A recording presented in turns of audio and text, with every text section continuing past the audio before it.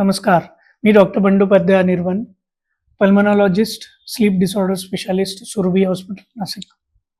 मित्रांनो, जग इतकं फास्ट प्रोग्रेसिव्ह झालेले आहे.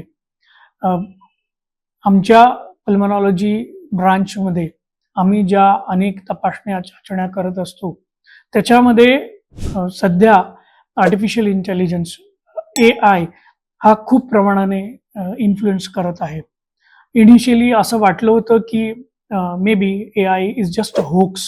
पण मागच्या 2 वर्षात असं लक्षात आलंय की आम्ही आमच्या प्रॅक्टिसमध्ये, आमच्या पेशंटच्या ट्रीटमेंटमध्ये आमचे जे टेस्ट्स आहेत, आमचे जे इन्व्हेस्टिगेशन्स आहेत, फॉर एक्झाम्पल आम्ही दुर्बीणद्वारे फुफ्फुसची तपासणी करतो, आम्ही एक्स-रेज बघत असतो, CT स्कॅन बघत असतो. ह्या सगळ्या गोष्टींमध्ये AI is playing a very big role, and it is definitely helping doctors and patients for perfect treatment.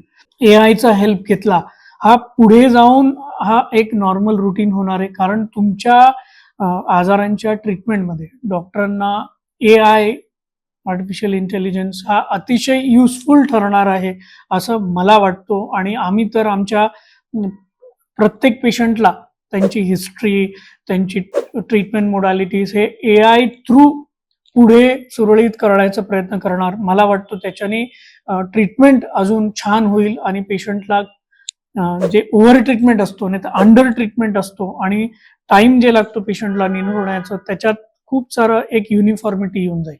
Thank you very much for hearing to me.